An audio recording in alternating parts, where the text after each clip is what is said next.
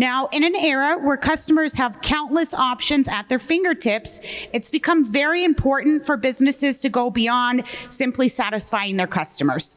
Our upcoming panel on the topic, Inclusive and Intuitive Customer Experiences, a Top Priority. This will help you gain insights on how to prioritize inclusivity in marketing. Now, let's welcome to the stage our next session's moderators, and I do apologize ahead of time if I pronounce your names wrong. I have a Miss Carol Bettencourt, Vice President of Marketing at Chyron. Also, our panelists, I have Preethy Padmanabhan, Senior Director of Product Marketing at Freshworks. Also, Shipra Arora, Director of Data Science and Advanced Analytics, and Mr. Paul Gregory Feith, President of Paul Gregory Media. And I also have a Mr. Stephen Caballero, BCS, MA of CEO and SG Insights. Thank you, guys.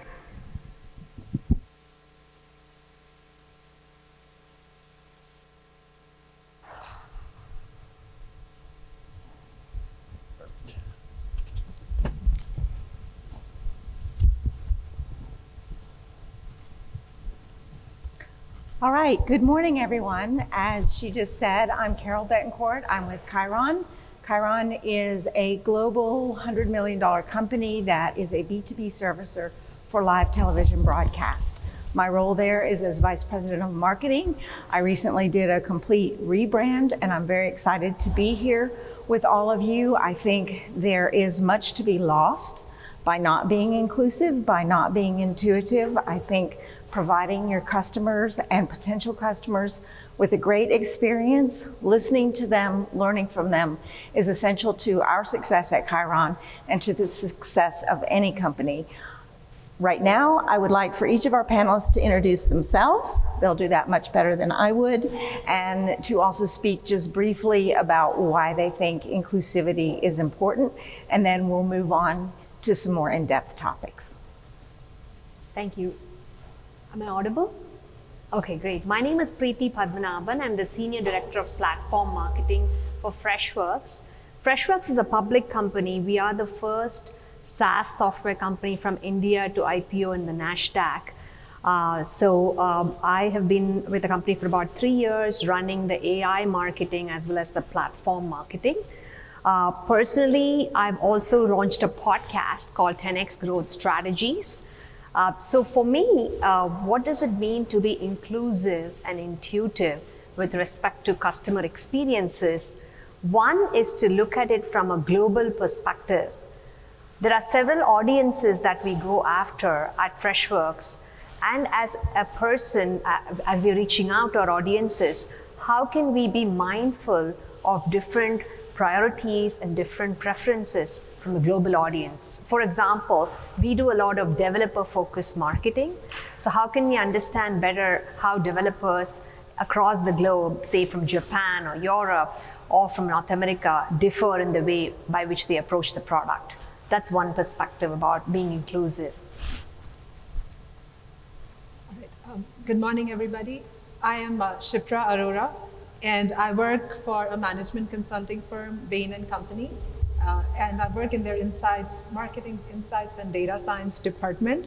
Over the last 17 years, along with Bain, I've also worked across different companies, different agencies and different consulting firms, working with clients on their marketing strategy. And my passion lies in marketing transformation and enabling marketing to be more data-driven for all the clients. I've worked across clients, across multiple countries, and that's why I kind of get my passion to make marketing more inclusive, given like the breadth of the economies and the countries and the diversity, because that's where the strength lies. And intuitive is like the basic table stakes, and we'll talk a lot more about it later today. Those two are like really close to heart points, and I'm really excited to share the stage with all of these talented people who've contributed so much to marketing, and also have an interactive discussion with all of you. Thank you. Well, good morning, everybody. My name is Paul Feith. I am the president of a digital marketing agency I created 17 years ago, devoted to nonprofit organizations. So I've learned quite a lot about inclusivity and intuitiveness, and I still have a long journey to go. The nonprofits that we represent, many of them serve underrepresented communities. And so it's been my privilege to build an agency around that and learn all about intuitiveness and inclusivity along the way. So thanks. Good morning, everyone. I'm Stephen Gabourel. I am the founder, CEO, and lead researcher at SG Insights, which is a research consulting company based in Chicago, Illinois. So we do data science, data analysis, strategic planning services for clients in a variety of industries and classifications. That includes one-on-one customer interviews, in-depth focus groups with customers and product development sessions, as well as online surveys to capture insights to set the foundation for strategic planning. So yeah, I'm just happy to be here, glad to be a part of this conversation, be a part of this panel as well. Being inclusive is so important because we want to make sure that we are maximizing our potential. You know, we don't want to have any voices not at the table who could help us meet our goals and devise solutions with a greater and more complete level of skills. So it's very important and happy to be here. Great. Well, welcome everyone. So when we think about inclusivity, we think about the table where we sit, who is in our company. We think about our customers, and we think about possibly end users of what our customers do. We think about a variety of things. One thing that we think about is various buyer personas, and I'm sure you've all heard that term. I know in my industry, buyer personas is an important thing to look at, where I might talk about workflow efficiencies in a way that would resonate with a CFO or someone trying to make the workflow simpler, trying to streamline the budget, trying to maximize that advertiser revenue that they're getting in the best way that they can. That streamlining message might resonate with them, but if I'm trying to impress certain end users who might be advising them as to whether our technology is the best, thinking about streamlining might not impress someone whose job would be at stake if streamlining occurs. So I really have to be mindful of the message that I'm putting out. And I know that, Preethy, you have some more to say about buyer personas. Absolutely. So one of the things we do at our company is our software is sold to customer support, IT help desk, CRM, as well as developers. So we have a very broad buyer persona because we have different software that are being sold to all these audiences. So as a company, we had to up-level our messaging so that how do we include all of these different audiences and make it a very catchy message. So the way we came up with the message is our software is all about delighting our audiences. Right? Compared to many of us, how many of you are in the software industry or have used a software? Okay, we've all used a software, right? And sometimes it can take a long time to install, or it can be very difficult to learn. So for us, it was about the delight. So we came up with the slogan, "Delight made easy." So that could resonate with any sort of buyer persona. And from there, we made it relevant for each of these audiences. Nice. And Shipra, I know you have some thoughts around the authenticity of all of this. It's not just enough, is it, to just check a box and say, I acknowledge this person, or I made sure that my website has an image with a Black person, a white person, a woman. That's not enough. You want to talk a little bit more about authenticity? Yeah, absolutely. So in terms of authenticity, basically, everything that brands are doing, it shouldn't be just about like a checklist to meet, as Carol was saying, but it's about embedding it systematically in a way that it becomes the part of the brand. And it becomes the authentic self of the brand. That's when the consumer is going to accept it. So at Bain, we have a framework which we call as elements of value. It's a very research-driven framework, and which we consult our clients with, which is essentially a set of 31 different values that the brands can like measure their perception around. But it's essentially can be categorized in, there's a lot more details and white papers on our website, but what essentially it is essentially grouped into 4 different categories. So which starts from very functional value that a brand has a role in versus, and it goes all the way to emotional value that brand creates to life-changing value some of the brands would create versus how much global impact a brand's creating. So it follows a framework of Maslow's hierarchy, but that's the premise of like how the brand building and how the authentic brand building will happen. And in this context, it is very similar to thinking about like being intuitive, being functional is at the bottom of the pyramid and a must-have table stake. Versus as the brands as you become more inclusive, it goes into life-changing moments and capturing life-changing things for the consumers and going all the way up to more creating a global impact through that. So in that way, it's like a framework to build more and assess and monitor how your kind of consumer experience the brand's creating. So that's something we really find helpful and works across all industries, all sectors, as well as across all of our clients. Great. So another question that comes to mind when we're thinking about inclusivities. Okay, so there are the things that are top of mind for us as a society, the things that are making noise right now. And there's a lot of conversation around race. There's a lot of conversation around gender. But what about being inclusive in areas where maybe there's not so much conversation? I know, Paul, you have some things that are near and dear to your heart that you'd love to speak about. Yeah, well, I think we're all familiar with inclusivity as it relates to race, as you mentioned, gender, ethnicity, sexuality. But there's another category. Any guesses out there? Yep, that's a good one. Ageism. What's often overlooked, what was that other one? Disability, yeah. Often gets overlooked and left out of the conversation or an afterthought. So I think the takeaway there for me over the years was build it in and make it a priority as opposed to an afterthought. And I know our panel will talk a little bit more about that. Okay, great. And last but not least, Stephen, and I see your company is a sponsor here, correct? Oh, no, I'm not. You're not a sponsor. No. Okay. I just didn't want to leave that out. That was true. All right.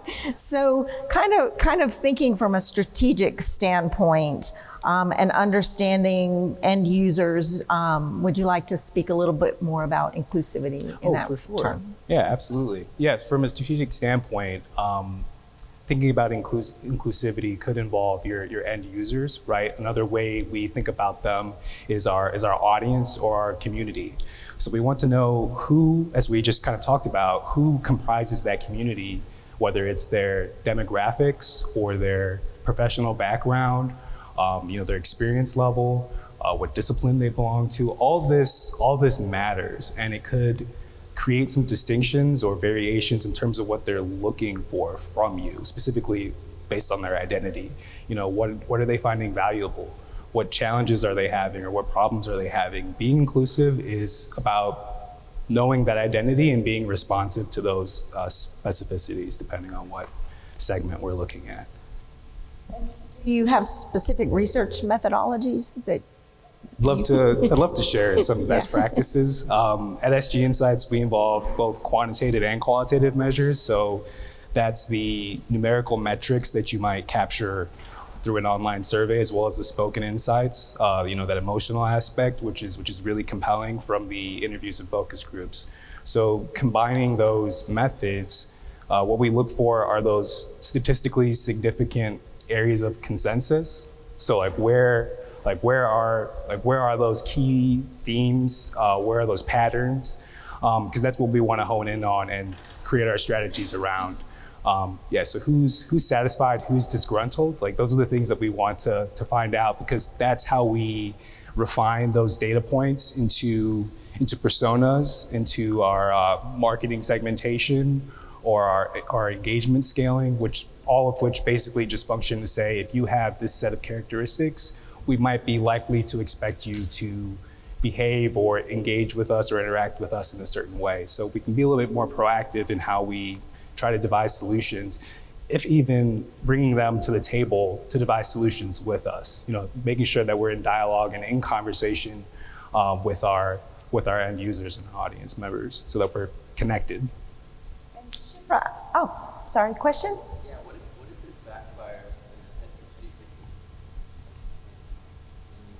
put up a strategy for it And it doesn't work? and you're wrong?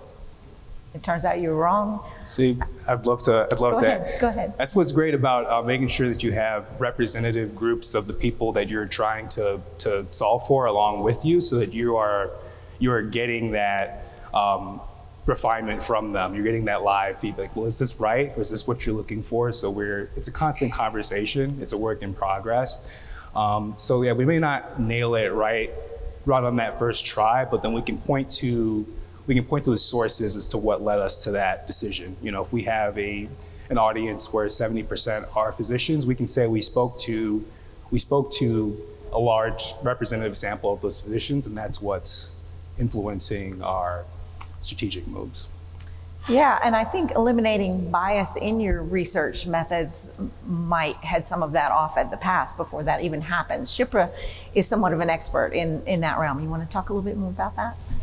So maybe two parts. One is a little bit on how do you actually do your research, and also how you analyze the data. So in terms of that's primary research, you're collecting a lot of data, but also as the consumers are behaving and generating, every minute we are generating so much of data. So as data scientists, we get access to a lot of analysis that we can do on that data. Now, historically, what has been a challenge, which is a great innovation, but it comes with its own set of challenges, are the predictive models within data science. So we build predictive models, but there is an inherent problem which comes along with it in subject of being, which we call as a work stream called ethical bias in our modeling. To give some examples, and this one's a very classic example of coming from banking industry, where every bank has a model where they kind of define the credit risk score, and basis which they'll decide whether to lend money to somebody or not. Given all of that, those models are great. It's focused on profitability for financial service sector, but there is a problem when you see the model in detail, because it is biased based on somebody's historical judgment. When you predict it, it's based on historical judgment, and there is an inherent bias which comes in the model because of that. Second, if there are features in the model like race, gender, ethnicity that are predictors in the model, we are biasing the model. If we don't include them, it's not profit-centric, but it biases the model, which in a long term, it's like a vicious cycle and a circle where you continue to penalize the underrepresented minorities. So bad news is we don't have a perfect solve yet. Good news is it's getting the right intelligence, the right attention, and right academic research to be able to focus. There are some measures that we can take in the model where we are very selective about what kind of features we are choosing for prediction, what kind of data, how can we remove the bias from the dependent selection and things like that. There's a lot of research around that. Secondly, the factor which holds good for both primary research and this data science is the way we can build experimentation capability. So how can we systematically venture into the uncharted waters and set aside low risk and systematically scale your experimentation, learn and then continue to optimize. So building a testing ops capability is something which is really helpful for business to test, learn, and improvise going forward, so that you can do the unknown, newer things, and eliminate bias. So this is a cyclical process, basically. That kind of bias that you're speaking about, a classic example, and forgive me, I'm going to horribly oversimplify here, but classic IQ tests that were built And based on an understanding, general things that you would know if you had grown up in a family that was in North America, descended from Western Europeans. Thus labeling those people as smarter than everyone else essentially was the result of that bias, and that simply isn't true. You have to really dig into where someone comes from, how they think, how they were raised to think, and that applies in marketing as well as all aspects of life, doesn't it? And I think what we're talking about essentially is humans understanding other humans, something that I find very useful in my day-to-day work. Whenever we launch a new product, whenever we're thinking about new features, we have certain customer focus groups. I know this might sound horribly old-fashioned in the whole context of data science, but we do get a lot of good insights simply by actively listening. Very often as companies, we want to think about, how can I make myself look good? What does my website look like? Is my message good? Is my product the most awesome? How can I convince you and push it in your face that it's the most awesome? But sometimes I think we do our best at Chyron when we stop pushing and we just sit and we just listen. So humans understanding humans, but that's not all there is to it. I know now we're in a brave new world where AI has to understand humans as well. Preethy, you want to talk a little bit about that? I know you do. So I did mention earlier that I run AI marketing for Freshworks. Just a quick show of hands, how many of you have used ChatGPT? Okay, looks like more than 50%. How many of you have used any of the image tools like DALL-E or Midjourney? Oh wow, we have a really modern crowd here. That's awesome. So, one of the things that comes about as the key concern for AI is it AI versus humans, right? Is it going to take out marketing jobs or other jobs? Versus, can it be AI for humans? So that is the angle by which we are approaching it at Freshworks. Number one concern our customers talk to us is about security and privacy. Is it PII that we are using? Those are some concerns, right? Not using personal identifiable information is one key way by which we are making sure there's privacy, and also making sure that the data that we are using for processing is synthetic data, is generated by the AI itself as a copy similar to what the original data is, so that way you actually do not have that identifiable information. So that is one way by which we make the AI work for humans and making sure that concerns of privacy and security are taken care of. Number two is, when you're looking at AI in these three ways, one is automation, assistance, and insights, right? Those are the three ways that we are looking at it. One is, can we automate some of the repetitive tasks that are mundane, and thereby we can help the humans focus on more high net worth tasks? Can we move their attention to be more important areas? So being able to automate and assist in that, and also to provide insights where it is very relevant and contextual. So that way you're not having to build those insights later, and the AI is able to provide timely insights at the right place at the right time. So those are some ways by which we're making AI for humans rather than AI versus humans. I know we've all had AI experiences that were less than optimal online, where the chat just didn't talk to us in the way that we wanted it to talk to us. Stephen, you want to speak a little bit more about the pipeline that might be needed there? You brought up these concerns because I think we understand that this is imminent, like it's happening, it's going to be like a stakeholder, on our teams. But then also there's like a spectrum of willingness and ableness to adapt more sophisticated AI technologies at this point in time. But we're seeing, it does, or from what I've seen, it does rely on a database, a central warehouse, a pipeline of data insights that's coming from or informed by our human users. So it's still going to be a part of the equation, right, Preethy? Sorry, can you repeat that last part? The data pipeline is still being, well, that's fueled by our insights from humans, correct? Absolutely. So basically you have to have the human-driven insights as well as making sure that the data that is generated by the machine is complementing each other, and it's also secure.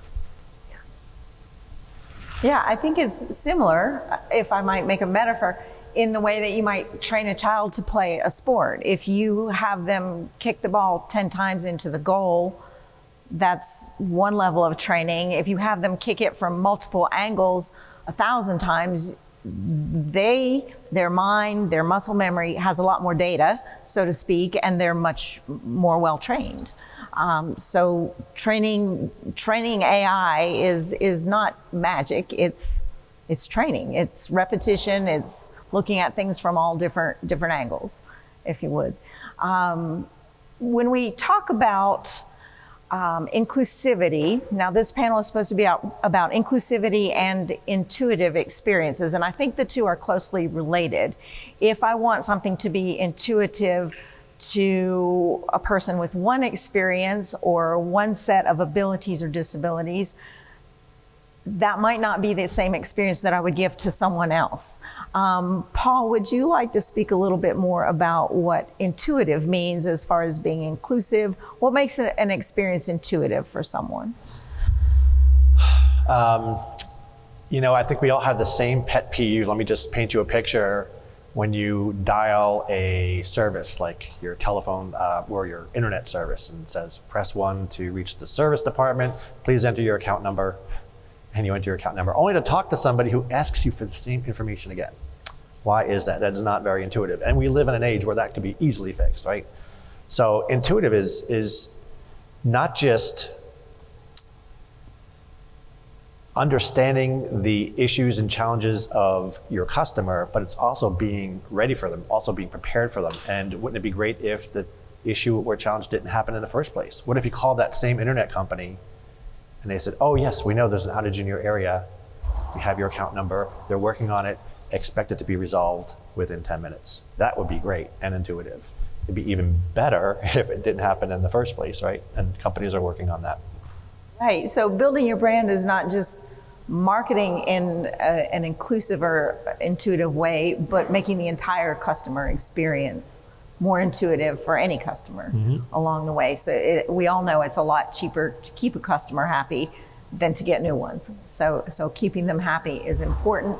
In our business, we're a global company, and we think a lot about what is going to resonate with us here in North America, and we think we make things for television broadcast, so we think what looks cool to American audiences, but it's not always the same across cultures. I had an eye-opening experience years ago. I used to be an on-site trainer, and we had a character generator that would put somebody's name or logo or whatever over the live camera feed for broadcast. And in North America, it should look very sophisticated. It might look like ESPN, or it might look like CNN or a major news network.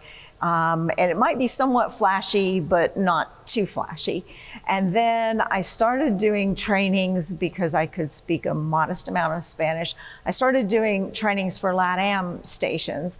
And one of my little jokes that would work for the US market is I would talk about how you can simplify by saving certain font constructions. You could choose the font, you could choose if you wanted it to have a border, you could choose if you want it to have a shadow, an underline, and to make all of that really visible to my trainees, I would make a neon green font with a neon pink border and a bright blue shadow, so they could really see the elements I was talking about. And then it would be a little joke. So let's save this as a permanent thing that we want to recall. And everybody would roll their eyes and laugh like, no, we would never put that on air. And it was kind of funny. I made the same joke in front of one of our LATAM friends stations. And they did want to save it. They thought it looked really cool. So I learned to realize that different things resonate with different audience. And then vice versa, in Europe, I started doing trainings in Spain where they've aged, maybe better than we're aging here in North America. But even the level of what is on our networks, they think is too silly. Serious News doesn't have all of this flash. So it was very important. And even now in our marketing content, we might have a similar message, but we might have different visuals for different markets, and different things that we know resonate. Yeah, sure. About a tea stall in India that was advertised as Chai GPT. That was their way of attracting tech people to come and drink tea over there. Think about the innovation. I have a few more questions for the panel, but I want to pause for just a moment and see if there's any questions from all of you. You've been so kind and listening so nicely. I know that makes us feel good. Any questions? Any burning issues? All right, I think we'll just go down the line and see if any of us here want to add a comment to what any of our colleagues have said. Maybe Stephen, we'll start with you. Anything jumping out so far in our conversation? Yes. I think I just want to underscore the fact that that when we're thinking about, I guess this might be something a little different. When we're thinking about organizations and the products and services that we're putting out there through our various business units, we go back to our mission and vision statement. So like, what is this cause, or what is this good that we're trying to bring to the world? And are we doing that in a complete manner? We're pretty good at identifying what our core audience is, or our core user, the people who interact and engage with us the most. So maybe that 70% of our users. But what about that 30%? It's about being, or 20%, or the few that are on the peripheries. It's really about being intentful and earnest to figure out who they are, so that we are maximizing that mission, and making sure that they're included in the direction that we're taking. I mean, there's a couple of things that kind of still keep chiming back up in my mind. Paul, do you have any thoughts maybe on the risks of not being inclusive? Yeah, I do. I keep going back to, why does this even matter? What's in it for us? What's in it for the customer, the client, the partner? And yes, there's the feel-good aspect of it, right? There's the inclusivity aspect, because there's a large market out there, disabled market, and that's a bad word, I know, market. Disabled people, or people with disabilities, even better. 61 million Americans, 1 billion worldwide, 1.2 trillion in disposable income. So when, I guess it was 3 years ago, we became a B Corporation. People want to do business with ethical, transparent companies. And when we became a B Corporation, which stands for Benefits Corporation, you meet the highest standards of ethics, transparency, and just good corporate social responsibility. And it takes about 6 months to get certified and prove that not only are you doing the work, but it's going to outlive your organization structure, or whatever the leaders are in place. So you have to file with the state and all that. So if anybody is interested in what a B Corp is, B Corporation, Google it, you'll find a ton of information about that. But to Carol's point, the other side of that coin is risk mitigation. Since 2017, demand letters and lawsuits for non-ADA compliance has risen 13% year over year. And I'm afraid to say we broke the record in 2022, I'm sorry. We will break it again this year as well, the way things are going. Something like 100,000 lawsuits from I don't know how many hundreds of thousands of demand letters. Now we service, our agency, probably 40 clients in a given month. One of them got sued. So maybe it's 1 in 40, 1 in 50. Maybe we just got lucky and it's 1 in 100. But risk mitigation certainly is something to be aware of. And these lawsuits, they could be starting out between $40,000, $50,000 all the way into the hundreds of thousands of dollars. So it's probably less expensive to build it in and make it a priority, to my initial point. Yeah, so inclusivity is not just nice, it's good business. Yes. And Yes. yes. Can you give an example of what the guy that got the lawsuit, what was it for? What would you get sued for? So the question is, what was the specific example that they got sued for? So there's quick fixes out there, and you could put a plugin on a WordPress site or a Joomla site and says that you're accessible, and it'll manage all these assistive technologies for you and do things with poor eyesight, etc. Those become a target because those overlays don't fix all the problems. It fixes about 60% of them. So there's a big hole of about 40% of those issues against ADA compliance. And I think the standard is WCAG 2.1 is the minimum, even though they're up to, I think, 2.5 today. So if you have that disabled icon on your site, you actually become a target. And they'll actually run it through 3 of the biggest audit tools. There's about 60 of them out there, but PowerMapper, Google Lighthouse, and Wave are the 3 biggest ones. And they'll say, hey, you scored below the threshold. Here's a demand letter. You have basically 60 days to get it up to standards, or we'll file a suit. I can add to that. Yeah. So we learned this the hard way in one of the companies I was, that some of the website design has to be done with ADA compliance. For example, somebody who's colorblind, the website needs to be a certain color so they can also view it. Do you know that Facebook, the color blue, that particular color was because to make it more accessible for colorblind folks, right? So those is one example. And then also with respect to we have like products like Fresh Color, where we have ability to dial and stuff like that. So it has to be ADA compliant. So those are some things. Each business is different.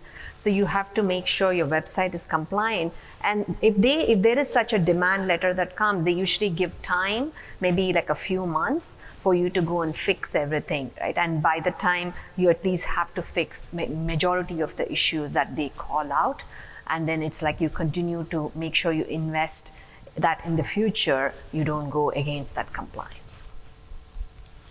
And that is across all businesses or ones who have specifically stated that they're compliant?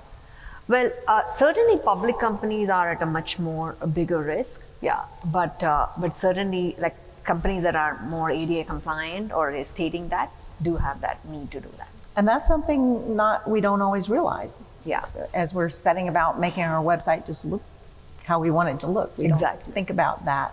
Shipra, would you like to comment more on any of the topics we've been I discussing? think one thing which is coming to my mind, and as we are talking about what do we miss by not being inclusive, so maybe I'll just ask this audience about like what's your guess, and if you already know, maybe share with the group what was the proportion of the minority or underrepresented groups amongst the baby boomers and Gen X generations, and what it is within our Gen Z and Gen Alpha. Any guess? Any rough guess? It's fine. It was 30%, and now it is 49 to 51%. So Gen Z is 49% underrepresented older minorities, and Gen Alpha is going to about 51%. So if the brands and companies aren't inclusive and they don't do anything about it, they'll just lose market share as this generation becomes the future, and which is already a present. So it's not a choice. It's kind of thing they have to do to keep up their business and keep up the profitability. So yeah, sorry, go ahead.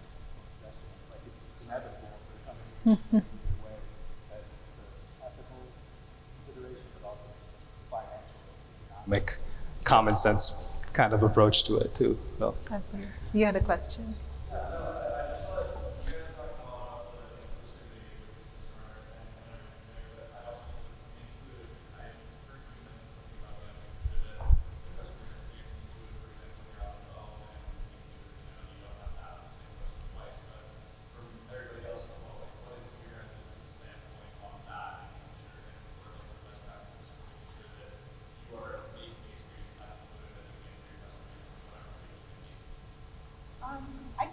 I can speak to that from my standpoint. A word that I'm really big on is democratization, meaning that more people can do things that at one point in history were only available to some people. And the technology that we make is quite complex, but we do put a lot of thought into the UI design. Is it easy for anybody to use? Trying to have people beta test it in different parts of the world. Just because we think it might work a certain way or need to work a certain way, what do people in other parts of the world think it needs to do? So if it is a software, the actual UI UX design comes into the intuitive experience. If it has a certain degree of innate complexity, which ours does, no matter how hard we try to simplify it, we do infuse some of our things with AI technologies. We do try to streamline things, but giving people an opportunity to learn. Historically, in my industry, someone might buy hundreds of thousands of dollars worth of equipment, and then they might hire someone to come on site to train for a week or 2 weeks, and that's another $20,000. And if they need to hire new people and train them, then that's more money. If you're trying to break into the industry, you almost had to have connections to avail yourself of those trainings. There are certain trade schools and universities that offer that, but not many. To make it fully accessible, one of my first initiatives was to have 100% free online training and certification that wasn't just random videos, but actual interactive simulations. I fought, and oddly enough, won against my CEO. Anybody who is a freelancer in our industry, we give them a free license to our designer software. It only benefits us if our major clients know that they can find someone who knows how to use our stuff. So it's not giving away just to be nice, it's giving away from a business standpoint. So sometimes I think it's helpful to think about how somebody's going to use what you have. I know automakers think about this. People that design the controls on your wash machine think about this. People like us that design software think about this.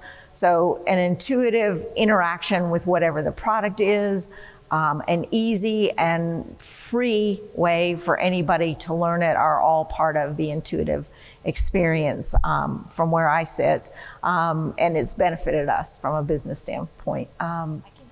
Yes, I can add please. on the AI aspect. One of the things I talked about earlier was about how to make it more, intuitive when interacting with a customer. For example, every website, most of our websites would have like a chat tool. When you go into a website, you see that pop up, right? So with AI, you can actually generate some bots that can respond intuitively to the customer, because rather than an individual that has to think and go and search for a particular article in 5 different places, the AI has all that intelligence with it. And so the AI is able to immediately generate the right response. Like for example, I recently used like a bot to book a vacation, right? So it was very easy for me to just put in the dates and then also say, okay, I want to travel to this part of the world. So those are some ways you can make it intuitive with AI. That's one, Shipra. Few things here. It's a very close to heart topic. I love it. I've done it for a few years. Just in terms of thing we can do it in a very structured way is through customer journey analytics. That field where we essentially are able to map every moment, every instance of a consumer, and make sure how we simplify each experience that they have. And to quantify it, what we have is a system called NPS, the Net Promoter System.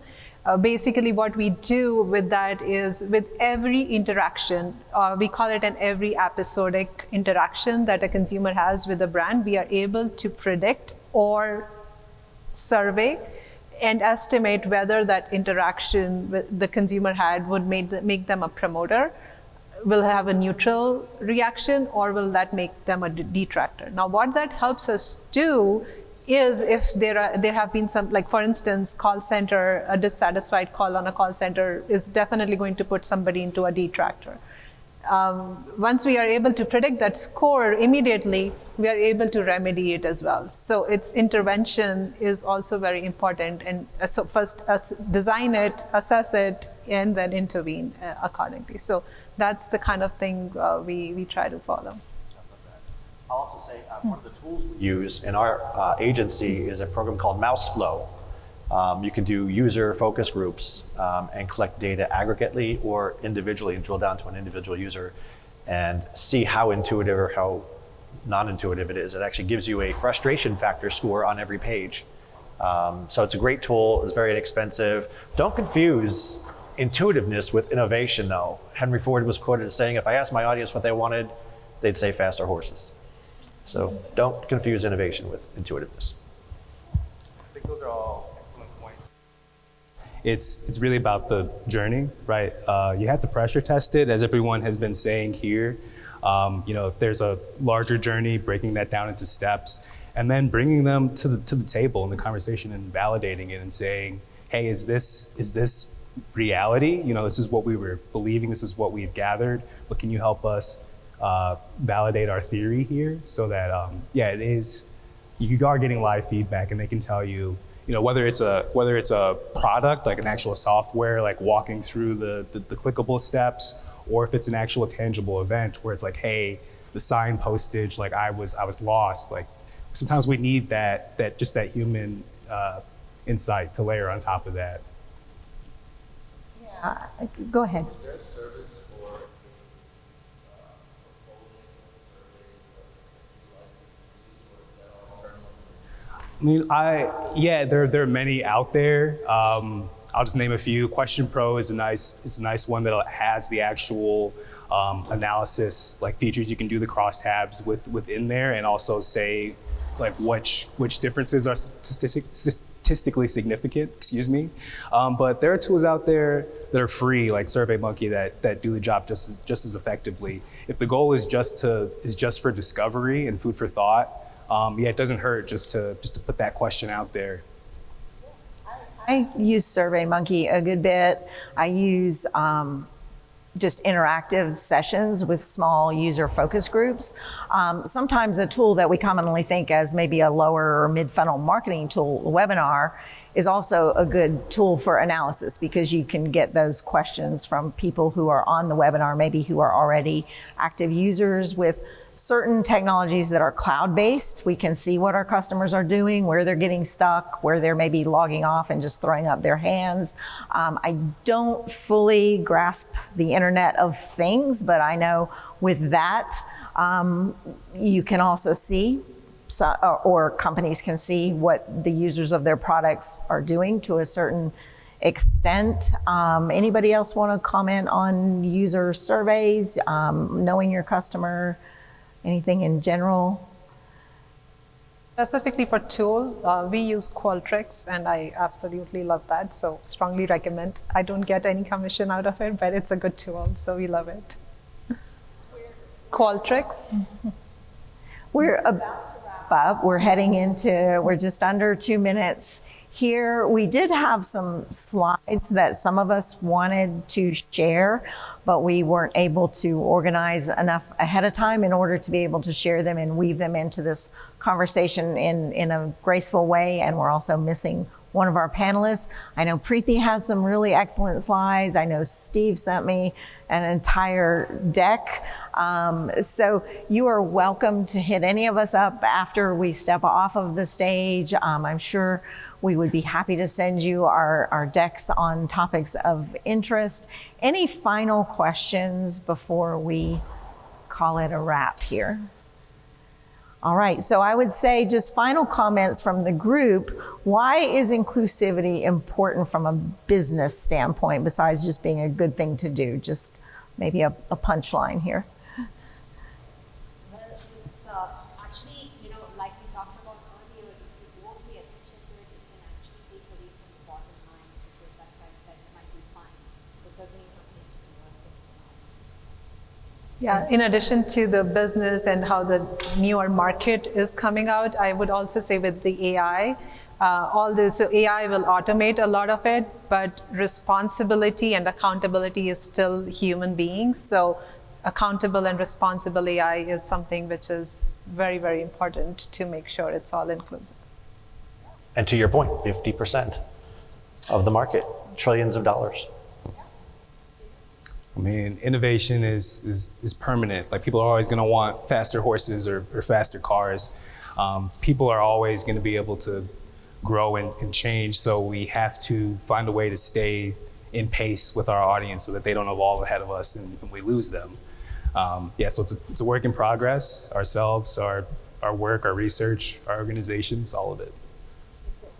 It's a big world, it's a connected world, and there is a lot of money on the table, just to put it in CFO think.